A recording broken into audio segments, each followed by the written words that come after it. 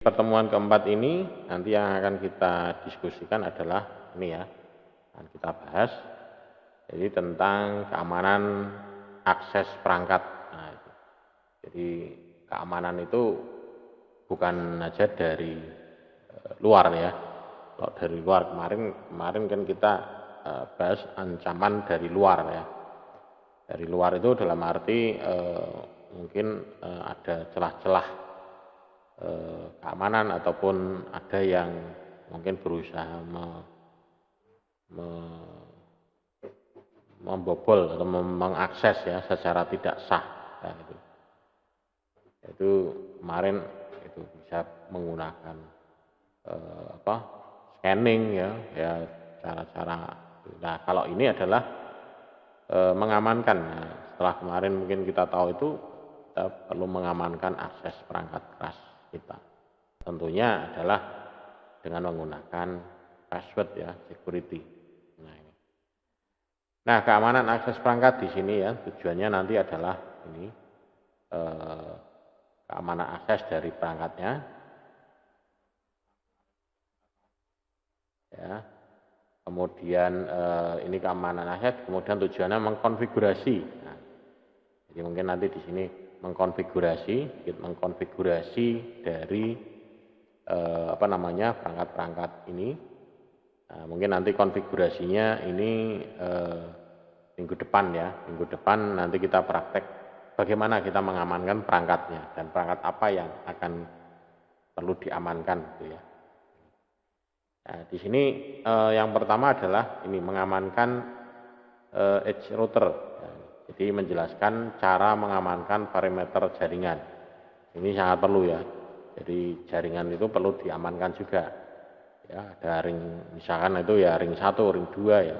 Siapa yang boleh mengakses ke server, mengakses ke servernya mungkin hanya membaca atau bisa istilahnya read only atau mungkin hanya bisa read write full access gitu ya. Kemudian yang kedua di sini adalah mengkonfigurasi akses administratif ya. Jadi konfigurasi secure administrasi akses. Ini menggunakan perintah yang benar untuk mengkonfigurasi kata sandi, ya, terutama di perangkat Cisco iOS-nya. Jadi kita mengkonfigurasi kata sandinya itu yang benar ya. Kata sandinya jangan kata sandi yang istilahnya ngarani kata sandi alay ya, alay. Nah itu. Jadi kata sandinya itu harus yang itu ya. Yang benar. Kemudian yang ketiga adalah konfigurasi keamanan yang ditingkatkan, terutama untuk login virtual. Ini nanti login virtual nanti besok kita aktifkan ya. Istilahnya setting PTY-nya ya. PTY-nya itu bagaimana? Virtual terminalnya mengkonfigurasi ini login secara virtual. Kemudian konfigurasi SSH, ini juga nanti besok kita praktekkan konfigurasi SSH. Nah, yang pertama adalah ini mengamankan infrastruktur jaringan edge komputer. Jadi dalam mengamankan infrastruktur jaringan ini sangat penting memangnya. Jadi untuk keamanan jaringan secara keseluruhan. Jadi misalnya di sini ada internet ya. Kemudian di sini ada edge router, ya, kemudian baru di sini organisasinya, ya, trust. Jadi jaringan yang aman di sini. Mungkin di sini kita tidak aman ya, nah, tidak aman internet ya, tidak aman di sini. Nah, jadi infrastruktur jaringan ini termasuk router, switch, ya, server, kemudian endpoint, ya, perangkat lainnya. Ini. Jadi yang termasuk infrastruktur jaringan. Ya. Ini kalau misalkan ini router di sini router ya. Kemudian switch mungkin bisa di sini di bawah sini ya, ada switch ya. Nah, saya kasih nama SW switch ya ini. Kemudian setelah switch di sini nanti ada server. Nah, di sini masuk ada server. Nah, ya.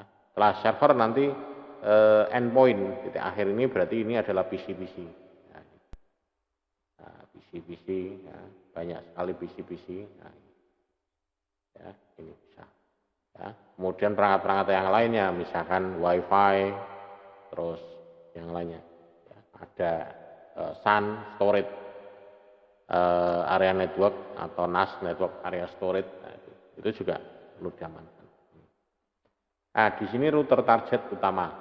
Router target. Karena kenapa? Karena dia adalah sebagai lalu lintasnya, lalu lintas utama. Jadi router itu biasanya target utamanya.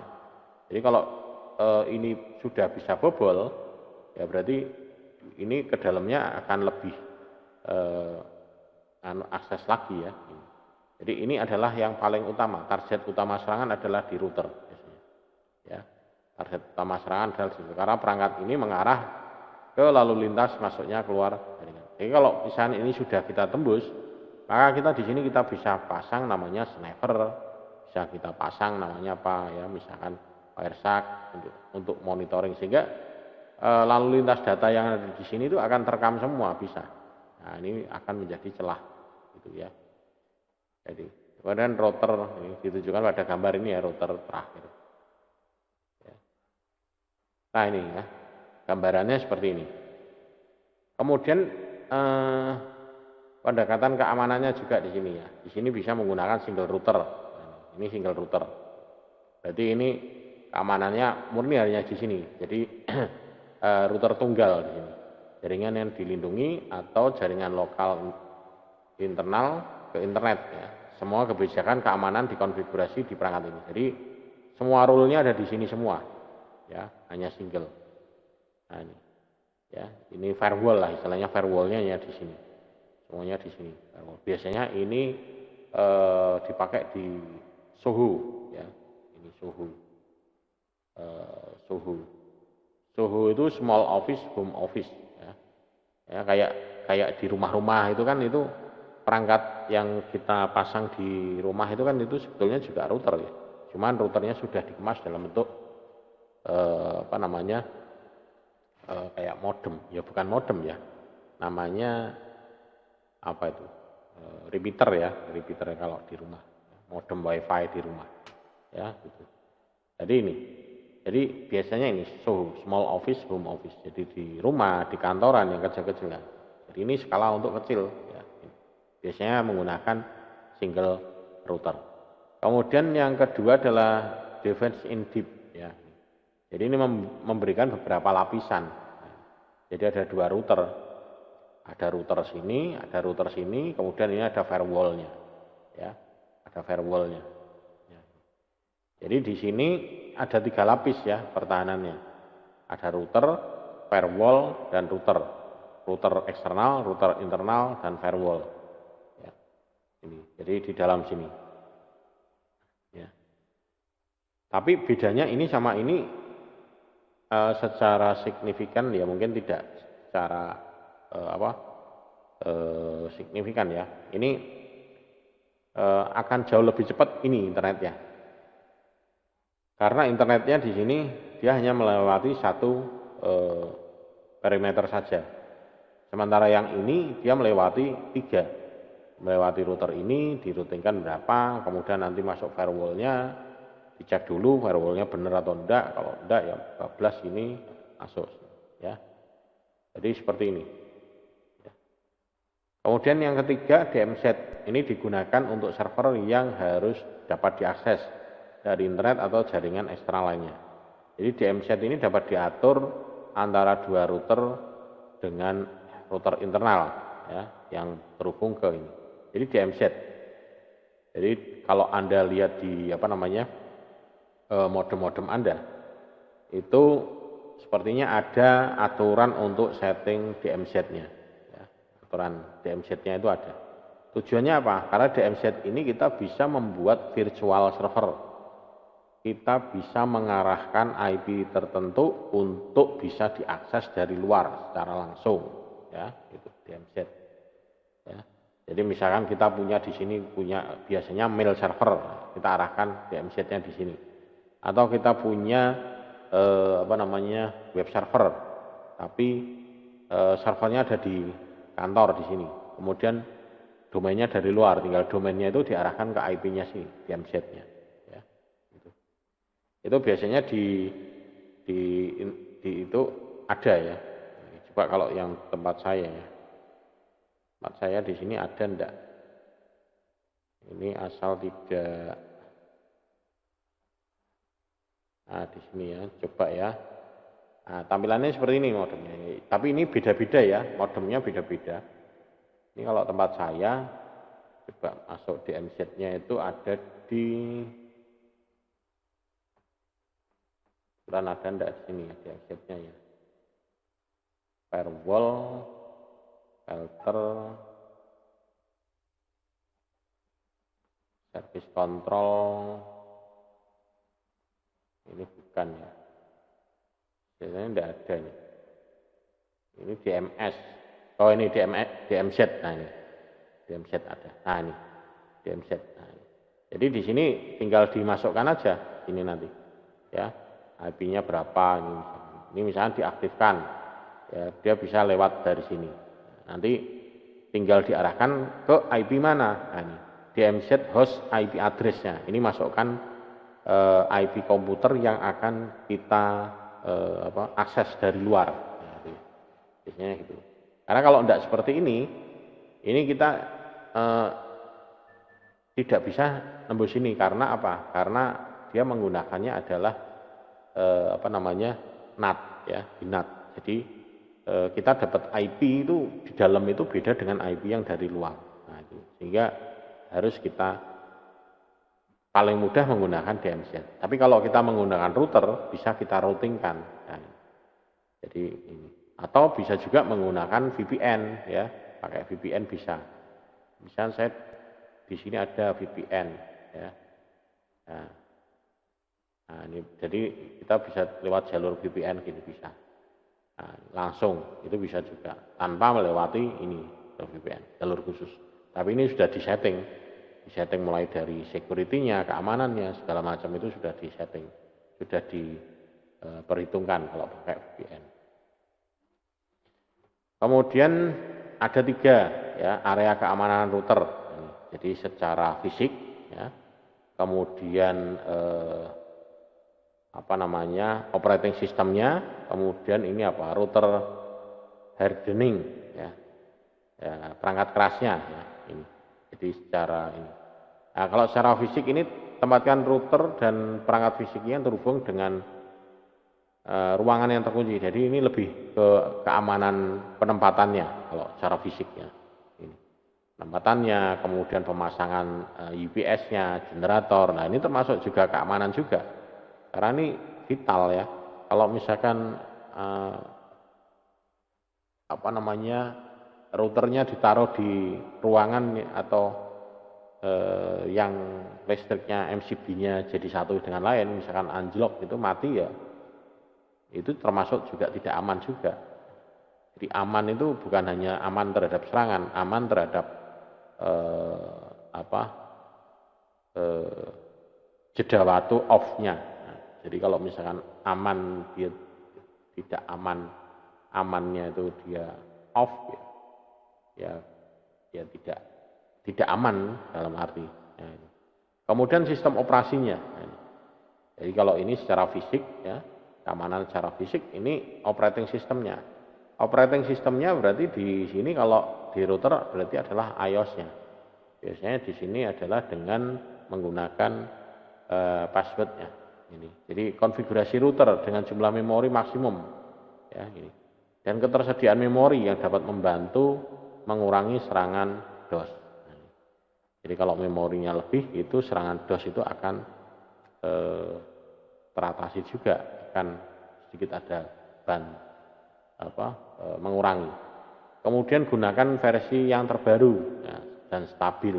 Ini bisa kita update sebetulnya. Ya. Kemudian simpan salinannya, backupnya, kalau perlu gambarnya, gambar topologinya. Nah, itu kita gambar topologinya, IP-nya, nah, itu bisa kita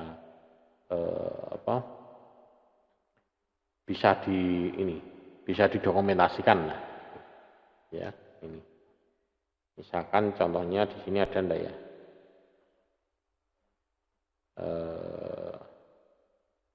Sini, oh udah ada. Ya. Jadi gambar topologinya harus jelas. Nah, itu. Kemudian yang ketiga adalah router hardening. Ya. Ini memastikan hanya ponsel yang berwenang yang memiliki akses. Jadi istilahnya apa ya? Hanya akses tertentu saja yang boleh bisa mengakses. Nah, misalkan laptop ya hanya laptopnya IT-nya saja, atau hanya MAC address yang sudah terdaftar di situ saja. Jadi tidak sembarangan perangkat yang bisa mengakses ke router. Nah, jadi nanti bisa kita batasi juga. Jadi hanya hanya router itu saja yang boleh mengakses. Nah, jadi kalau misalkan login sama passwordnya sampai bobol, itu masih aman karena hanya laptop itu saja yang bisa mengakses. Kemudian nonaktifkan port yang tidak digunakan. Nah, ini. Jadi kalau di router ada port-port yang tidak pakai atau switch itu dinonaktifkan saja. Dinonaktifkan. Jadi nonaktifkan hanya layanan yang tidak perlu. Nah, jadi misalkan router ini memiliki layanan yang diaktifkan secara default, nah, ini bisa dinonaktifkan. Ya. Kemudian akses administratif yang aman ini mengamankan administrasi yang penting itu jika orang yang tidak berwenang. Nah, jadi orang yang tidak berwenang ini mendapatkan akses administratif ke router, ini orang itu dapat mengubah parameternya dan menonaktifkan fungsi-fungsinya. Nah, makanya ini orang yang tidak berwenang ini harus bagaimana caranya dia tidak bisa mengakses ini. Ya. Dan beberapa tugas yang terlibat dalam mengamankan ini adalah ini, batasi akses perangkat. Nah, ini terutama makanya kan ada ruang server khusus sendiri. Ruang server dikunci pintunya, ya, digembok, nah gitu. Mau masuk juga ada passwordnya. Jadi usahakan server itu tidak bisa diakses. Ya, ini. Kemudian log dan akun untuk semua akses. Jadi dilakukan log pencatatan. Ya, jadi siapa yang login berhasil ya terekam, login gagal terekam, kapan login, siapa yang login, dari mana dia login. Nah, itu dilakukan ini loh. Ini biasanya kalau dulu pernah, mungkin kalau Anda pernah ikut mata kuliah PAS ya, pengelolaan administrasi server. Nah, itu di situ bisa. Tapi itu kan untuk mengamankan log ini ya, log servernya ya. Tapi kalau ini adalah log bisa switch-nya, bisa routernya. Nah, itu. Ya. Kemudian akses autentikasi. Akses autentikasi ini juga perlu di ini. Yang boleh siapa, tidak boleh siapa, batasannya apa, ini harus jelas di sini. Ya. Tapi kalau di Indonesia kan ya bahkan server dipakai untuk kerja ya, kalau saya pernah lihat itu di sekolahan-sekolahan atau di mana yang pakai, aku pakai ini ben kenceng kok. Nah, gitu. Padahal tidak tahu resikonya apa itu kalau misalkan sampai servernya kena virus atau ya. Kemudian otorisasi tindakan. Ya, otorisasi tindakan ini berarti yang berwenang siapa.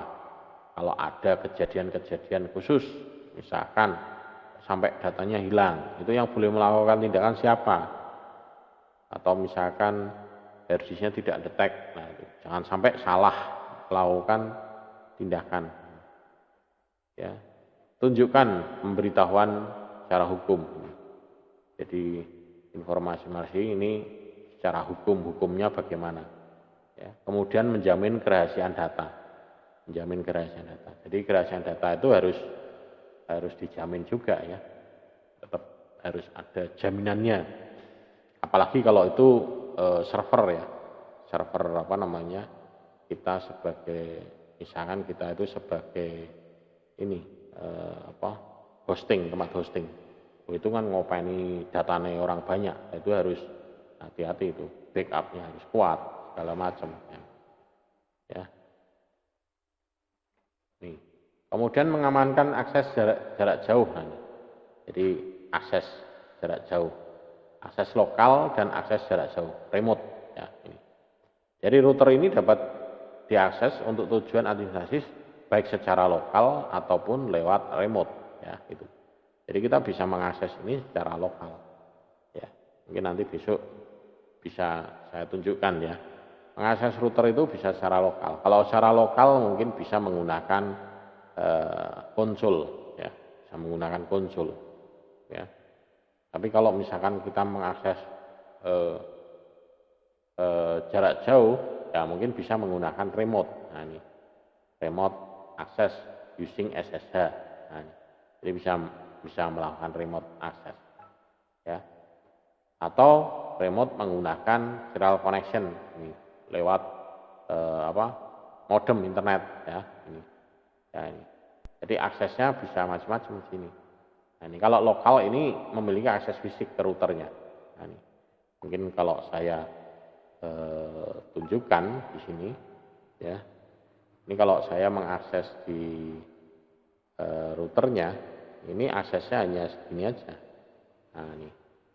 Ya, misalkan ini saya ambil routernya ya, router 2950.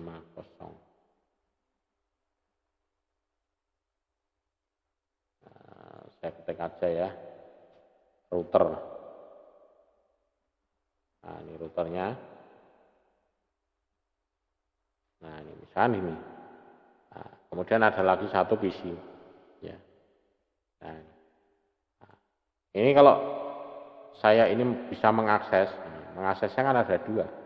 Kalau dari jarak dekat ya pakainya konsul, pakai konsul. Jadi belum pakai LAN ini konsul. Nah, di sini nanti aksesnya gini, ya. Desktop, terminal, nah ini. Nah, jadi ini sudah mengakses ke routernya ini, ya. Enable, ya, ini. So running config, ya. Nah, ini isinya ini nanti. Jadi bisa ini, ya, nyeting ini. Kemudian show apa lagi, nampilkan apa. Nah, ini perintah-perintahnya nanti sini, ya. Ini mengaksesnya lewat ini konsul. Konsul ini paling jaraknya cuma hanya 2 meter lah, 2 meter atau 1 meter kabelnya, ya. Ini kabel konsul. Ya, nanti kalau misalkan ini ada lagi di sini ada switch 2960 misalkan ini, ya, taruh di sini switch, ya. Kemudian ada lagi sini misalkan PC, ya. Nah, ini terhubung ke sini. Nah, ini bisa kita hubungkan juga nanti. Ini terhubung ke sini, ya. Kemudian ini ke sini. Nah, nanti ini bisa meremote ke sini. Nah, ya, kalau ini lokal, akses lokal. Karena dia jaraknya dekat ini, pakai konsul. Nah, sementara kalau ini mungkin bisa jauh letaknya ya. Mungkin di sini mungkin bisa di luar ruangan server atau mungkin di lantai 1, mungkin ini di lantai atas, kemudian yang PC-nya ini ada di lantai bawah. Nah, gitu. Jadi nanti remote-nya itu bisa menggunakan ini, remote akses jauh, bisa menggunakan port aux yang tersedia ada, atau mungkin pakai telnet ya, ini koneksi telnet ya, SSH ya, pakai web, HTTP, HTTPS atau SNMP ya, ke routernya. Sehingga kita bisa berada seolah-olah ini di dalam ya. Jadi komputer dapat berada di jaringan lokal ataupun di remote. Nah, ini. Jadi bisa dilakukan remote. Nah, mungkin nanti besok praktikumnya besok aja. Nanti praktikumnya itu nanti ini ya. Kalau saya coba bukakan itu nanti, berarti nanti adalah yang telnet ya. Nah, ini gambarannya ini, nah seperti ini, ya. Jadi kita bisa atau kan telnet. Nah, nanti gambarnya seperti ini. Telnet login ya dari sini. Tapi ini tidak ada keterangannya ya. Saya carikan yang ada keterangan loginnya gitu ya. Coba yang ada keterangan loginnya adalah ini yang hari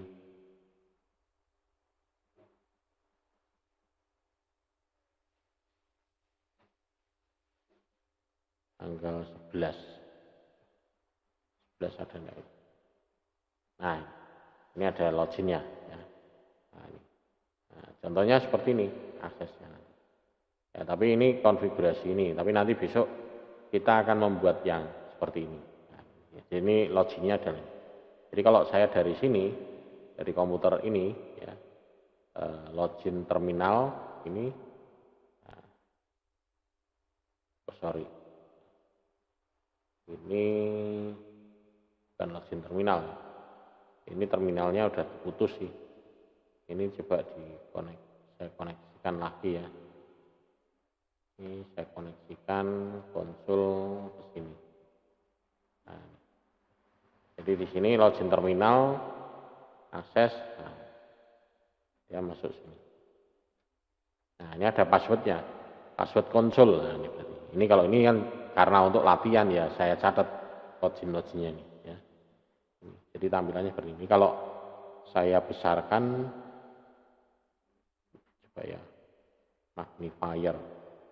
Nah, jadi di sini akan muncul loginnya. Nah, tapi passwordnya ini sudah saya tuliskan di sini. Ya, ada nanti login SSH-nya, login ini telnet, ini Cisco.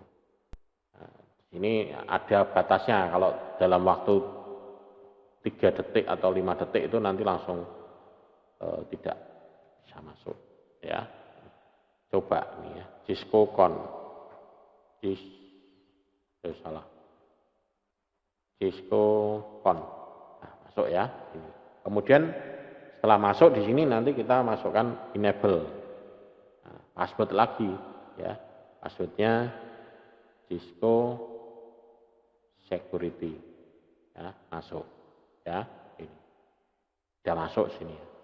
Ini kalau dari sini. Tapi kalau dari ini dari lokal. Ini mengakses lokal. Karena dia mengaksesnya melewati kabel konsul. Nah, sekarang kalau saya mengaksesnya lewat remote di sini, misalkan ini IP-nya ini berapa nih? IP-nya, benar, ini IP-nya 11. Nah, kan dari sini. Nah, dari sini saya mengaksesnya adalah lewat remote. Nah, remote berarti ini, lewat prom ya. Nah, di sini saya ketikkan telnet 192.168.1.1. Nah, ini ada mengakses telnet. Nah, usernya apa? Usernya ini tadi, admin ya. Usernya admin. Ya. Passwordnya apa? Passwordnya ini, Cisco SSH. Cisco SSH. Nah, masuk ya. Kemudian setelah masuk ini, enable. Ya, enable, tapi juga ditanyai password lagi, berarti kita password ini tetap ini. Jadi bukan konsul. Nah, enable berarti ini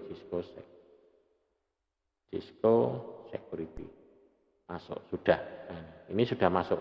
Tanda crash ini berarti sudah masuk. Ya, ini. Nah, ini pakai telnet ya. Ini pakai telnet. Nah, sekarang kalau pakai SSH sama saja. Ya, ini. Misalkan ini ya lagi ya, pakai ini. Prom. Nah, ini saya exit. Nah, ini kemudian SSH. Nah, ini SSH. Oh, SSH main L. SSH main L admin. Nah, ini. Oh, perintahnya apa ini? SSH username target. Oh, SSH main L atau main 1 ya ini? SSH main 1. Nah, perintahnya apa ini? username target.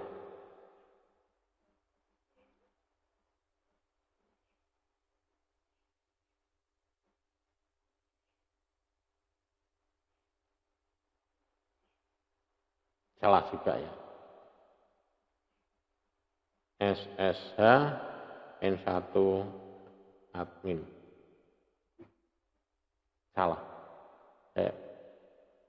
Atau mungkin SSH-nya belum aktif ini ya. Nah, ya, jadi ini kalau misalkan kita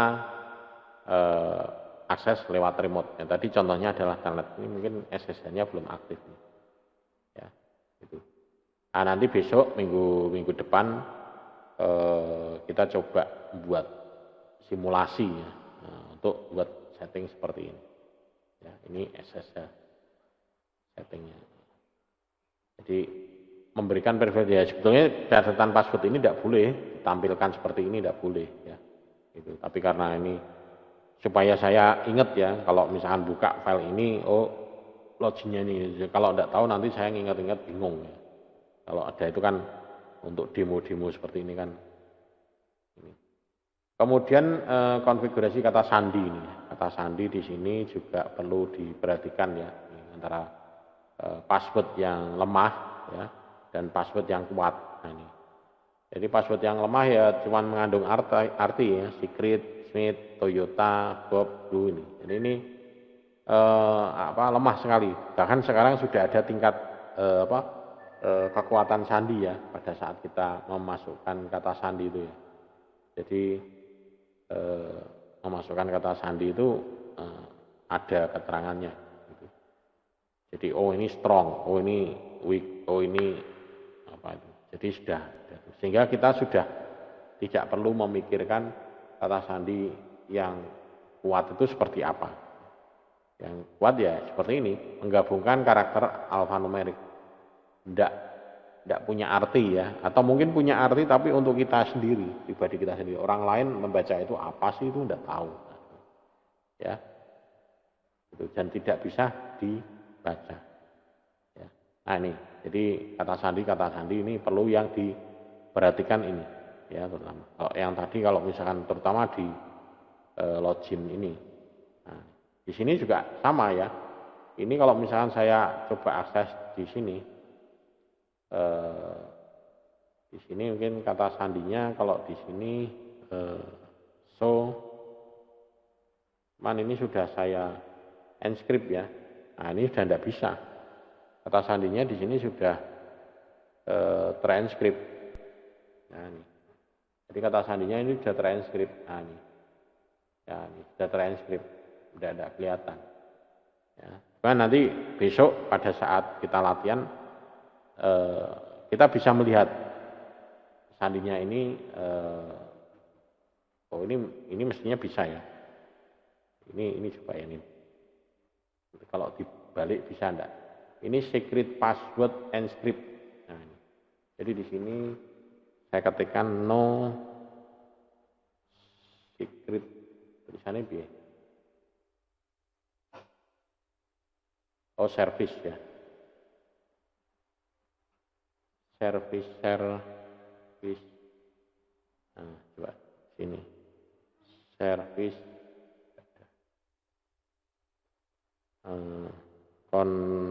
config T. Nah, no service password. Nah, coba tak buka ya, no service password. Oke, kebuka ya sekarang. Sekarang saya exit ya ini. So running config.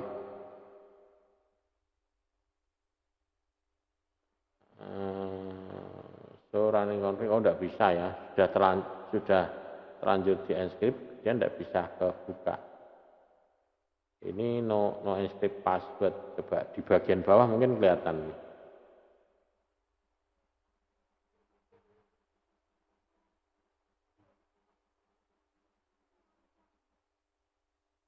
Enggak, ini sudah sekali sudah terenskrip sudah tidak bisa dibuka ini. Jadi ini passwordnya sudah terenskrip ya, tidak bisa.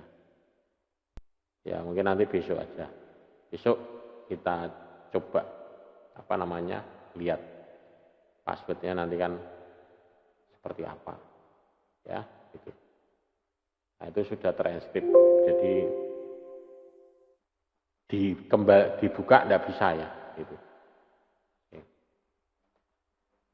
Mengkonfigurasi kata sandi, lah ini ya perintahnya ini ya, ini kata sandi ini nanti di sini, nanti passwordnya akan muncul di sini untuk mengamankan akses mode akses ini, mengkonfigurasi pada LAN console 0 ya.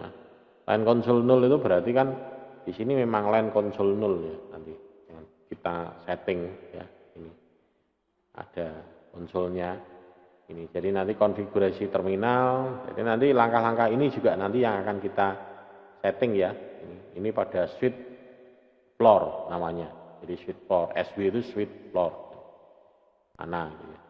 Lantai 1 ya, switch lantai 1, nah, jadi dikasih nama itu nanti, ini konfigur terminal, nanti sini line console 0, passwordnya apa di sini, nah, kemudian login N, sudah.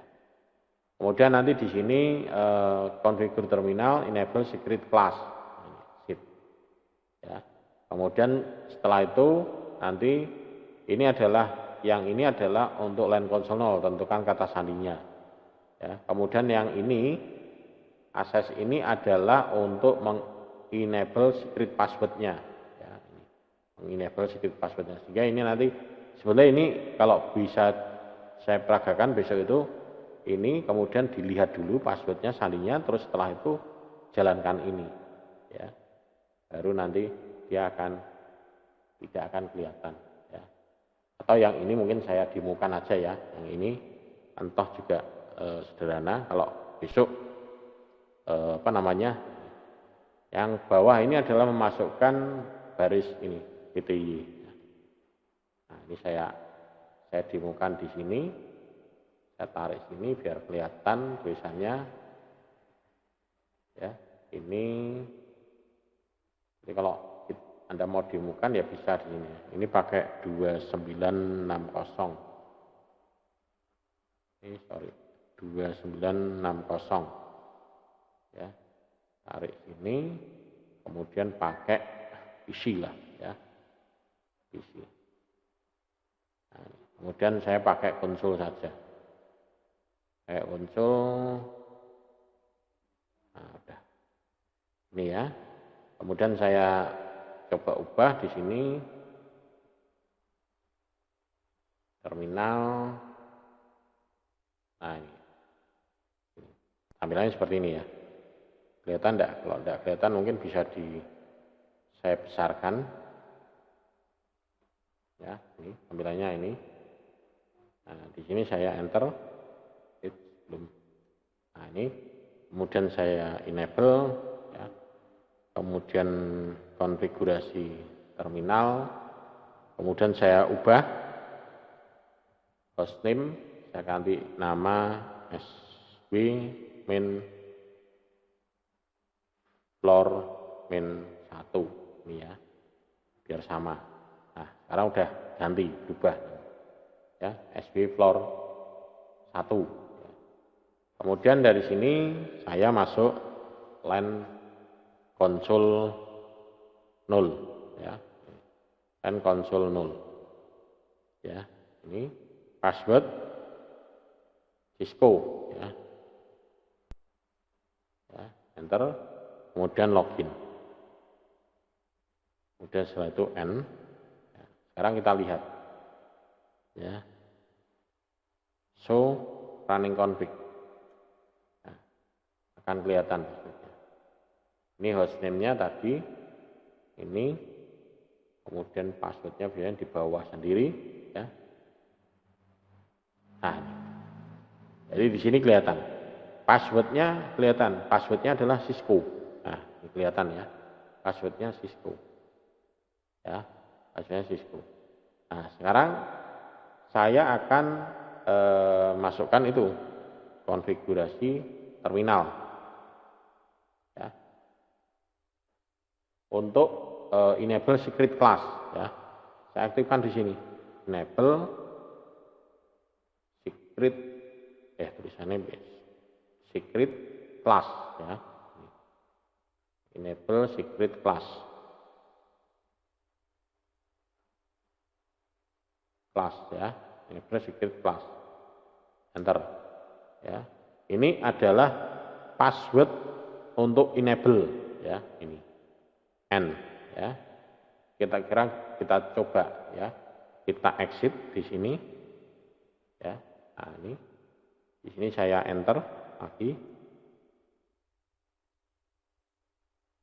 Nah, dia minta passwordnya.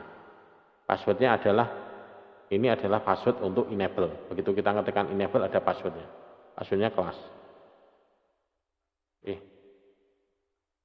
Aduh, salah tadi apa ya?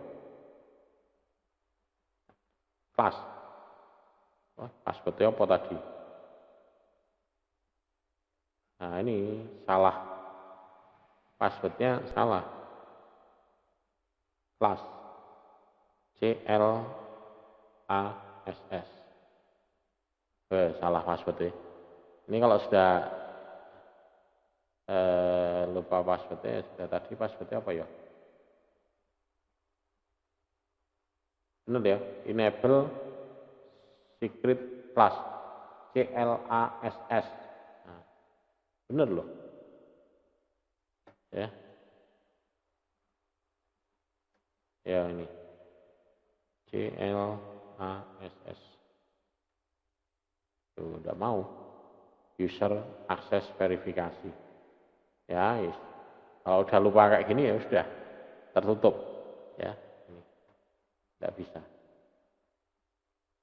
Ya, gitu. Jadi saya masukkannya passwordnya benar ya. Ini password, sorry, itu tadi passwordnya password konsol.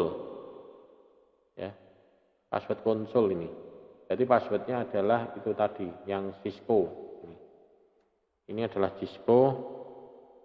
Nah, passwordnya terus enable, baru itu ini password yang kelas. Nah, ini benar. Ya. Nah, sekarang kita lihat ya. So, running config. Nah, di sini akan kelihatan semua passwordnya masih. Tadi ya. Nah, passwordnya masih kelihatan semua. Nah, ini passwordnya Cisco di situ. Kemudian enable-nya, password enable ada di atas di sini kelihatan. Nah, kalau enable sudah transkripsi default. Ya. Nah, ini yang kebuka adalah password yang ini bawah. Ya, password LAN console. Ya. Sama juga itu kalau satunya konfigurasi terminal ya. Ini. Kemudian LAN PTY 015. Ini hanya 15 second ya. Ini. Kemudian passwordnya Cisco. Ya, login, kemudian N. Ya. Nah, sekarang kita lihat ini. So, running config. Nah, ini. Di sini passwordnya masih kelihatan semua ya. Ini passwordnya kelihatan semua. Masih. Tapi begitu di sini saya jalankan service ini ya. Konfigurasi terminal, service password. Nah, service password encryption. Saya enter ya. Kemudian kita lihat, sekarang kita bandingkan, kita lihat ya. So running config, nah, enter. Nah, di sini sudah terenskripsi passwordnya. Ya, passwordnya sudah terenskripsi. Ya, sehingga kalau aksesnya ini kebaca, yang kebaca passwordnya adalah ini nanti. Nah ini, jadi ini sudah tidak bisa terenskripsi. Ya, ini. Jadi itu tadi adalah untuk enskripsi yang menggunakan ini ya. Jadi mempraktekkan ini enskripsinya. Mengakses ke sandi. Nah ini ya, sebetulnya di sini sudah ada ya. Tapi yang tadi saya demokan. Jadi kalau tadi passwordnya masih terbuka, kemudian dengan mengetikkan ini service password encryption, maka ini passwordnya akan terinskripsi semua menjadi ini. Ya. Ya. Jadi dia akan menginskripsi. Ya. Ya, dan menetapkan panjang maksimumnya yang dapat diterima, mencegah serangan menebak kata sandi atau brute force. Ini biasanya sering ini. Ini kalau sudah seperti ini nebak-nebak ya, susah ya. Kemudian menonaktifkan mode exit ya, dengan hak istimewa yang tidak aktif setelah jangka waktu tertentu. Jadi setelah jangka waktu tertentu tadi itu ya 15 ini. Oh bukan, kalau ini adalah sebanyak 15 user ini. Tapi waktunya ini tidak ada. Waktunya harusnya ada time-nya ada beda. Ini tidak ada waktunya. Kalau ini jumlah usernya yang bisa mengakses banyak 15. Ya. Entah ini kata sandi ya. Jadi menggunakan service password encryption untuk menginskripsi ini. Ya. Kemudian di keamanan kata sandi tambahan ini ya, ada setelah kita mengkonfigurasi ini service password encryption, ini perintah konfigurasi global ini mencegah individu yang tidak berwenang melihat sandi tag yang biasa dalam konfigurasi. Biasanya di sini kan kelihatan di sini ya passwordnya ini. Begitu kita lihat di sini show running config section line VTY ini, maka dia akan munculnya hanya ini. Ini lebih fokus ya di sini. Ya, di sini. Jadi dia akan di sini. Dan dia, nah ini exit time out-nya adalah ini, 5 second 30 detik. Jadi 5 apa ya? 5 menit ya. 5 menit 30 detik. Ini. Ada tambahan ini. Exit time. Nah, ini setting ini adalah untuk membatasi. Jadi kalau dia login tidak segera memasukkan dalam waktu 5 second 5 menit 30 second ya. Ini maka dia langsung otomatis keluar, nutup ya. Jadi ada tambahan ini. Jadi untuk memastikan bahwa sandi yang dikonfigurasi memiliki panjang minimumnya, ini security password minimum length. Nah, ini kita tentukan. Jadi passwordnya minimumnya berapa? Ya. Di sini ada security password minimum length 8, panjangnya 8. Jadi passwordnya minimal harus 8. Ya. Ya. Kemudian login block for 126 3 with 60. Nah, ini juga sama. Ini di sini adalah ini. Lawan ancaman dapat menggunakan perangkat lunak peretas kata sandi yang melawan serangan brute force ya. Dan serangan ini terus-menerus mencoba menebak kata sandi yang valid sampai salah satu fungsi ya, dengan menggunakan login block for second times number with a second. Ini perintah konfigurasi ini akan mencegah jenis serangan ini. Jadi dia akan dalam waktu ini ya 120 ini kalau ada yang berusaha menebak-nebak ya, maka dia akan diblok otomatis ya. Waktunya adalah 120 second, kemudian jumlahnya 3 ya, dengan rentan waktu kurang dari ini 60 second ya. Jadi ada pembatasannya ya. Bisa dicoba ya ini nanti besok nah, di setting ini, kemudian kita coba tebak-tebak salah terus nanti akan muncul apa. Kemudian yang len VTY 04 ini adalah 4 ini adalah jumlahnya maksimum yang bisa mengakses ya 4. Jadi len VTY 0 itu dia yang bisa akses 4. Ini passwordnya Cisco, kemudian waktunya adalah sekian, kemudian dia koneksinya inputnya adalah SSH ya, transport input SSH ya. Ini untuk remote VTY-nya ini ya. Kemudian algoritma kata sandi. Algoritma kata sandi di sini ada beberapa ya. Tapi yang paling utama, yang paling umum itu adalah ini yang apa? MD5 ya. Itu. MD5. Ada script, ada SA ini. Ini MD5 ini yang paling umum ya. MD5. Ya. Nanti kita bisa tentukan algoritmanya apa. Enable algoritma tipe MD5 atau script atau shell. Kemudian password scriptnya apa. Username untuk login untuk ini algoritmanya apa. Jadi ada 3 ini ya. MD5, script sama SA. Ya. Kemudian proses login di sini ya, juga access control list ini juga ini diberikan ya. Kemudian banner, ini banner juga sama, banner mode, banner X, banner login. Ya. Ini pada saat login nanti akan muncul apa, pada saat mode X muncul apa, pada saat mode munculnya apa. Jadi nanti pesannya itu pada saat login itu ya. Kemudian peningkatan juga ada, misalkan perintah login fallback ini dapat bertahan dari serangan DOS dan menonaktifkan login setelah sejumlah upaya login gagal. Jadi login quit mode ya, memetakan ke ACL. Ini adalah perintah login delay ya, jadi berapa kali ya ini dia akan masuk ke ini log sukses dan log gagal, dia akan terekam. Jadi misalkan login delaynya berapa second. Ya, jadi kalau misalkan gagal setelah sekian second dia tidak bisa nyoba, nunggu dulu berapa lama.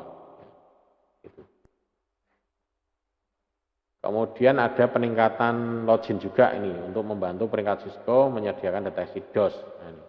Ada perintah login back4.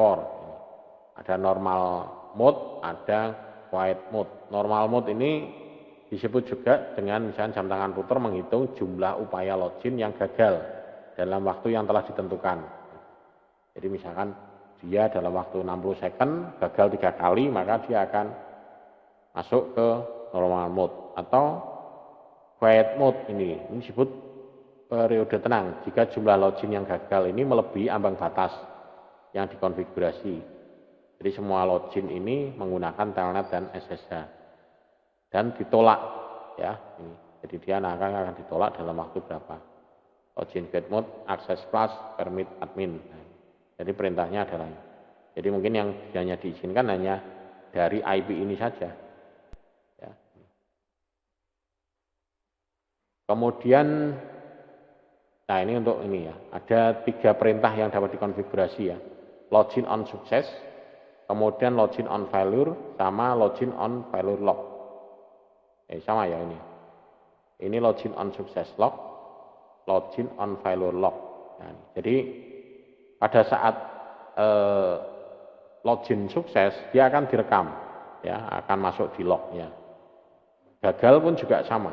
Nah, ini. Karena kalau sukses mungkin mengantisipasi kalau ada yang merubah, ini yang merubah siapa? Siapa yang terakhir login? Nah, itu. Ya.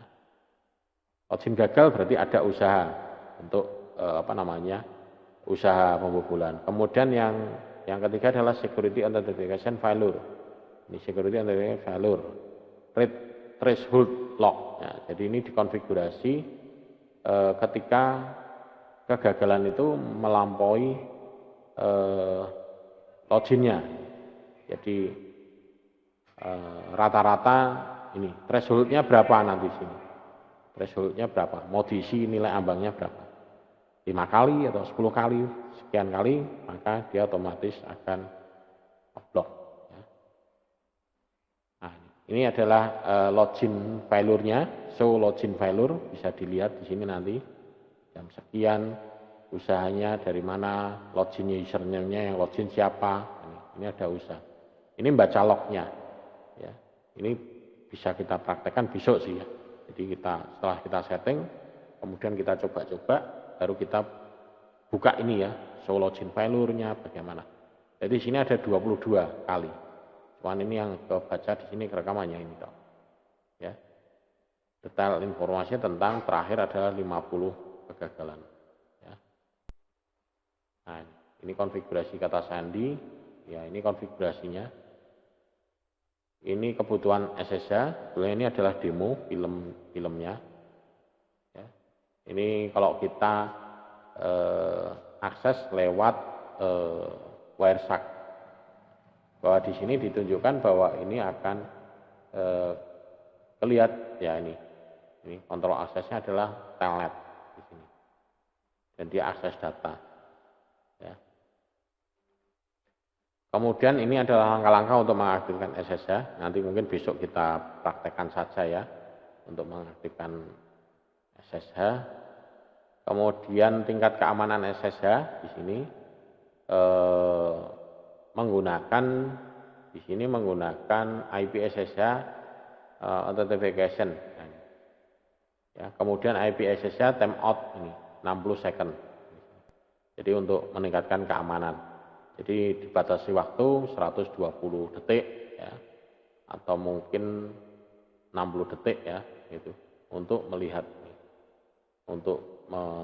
sebelum dia login. Ya, pada saat menu prom login, maka waktunya ini. Ya. Ini konfigurasinya menghubungkan router ke router. Nah, ini. Jadi menggunakan ini periksa statusnya, show SSH, versinya berapa, statusnya apa, running atau enggak gitu. Ya, tadi waktu saya coba yang telnet bisa, tapi yang SSH perlu dicek dulu. Maksudnya di switch-nya atau routernya harus jalankan perintah ini dulu, show SSH. Statusnya sudah connect dan running belum. Ya, kemudian masuk SSH seperti ini misalkan, ya SSH main L, ini nama loginnya, ini adalah IP targetnya. Ya, ini. Kemudian ini passwordnya nanti muncul apa. Ya, show SSH ini adalah dari sisi routernya. Kalau kita lihat di sini dia koneksi versi berapa, yang sudah in berapa, out berapa.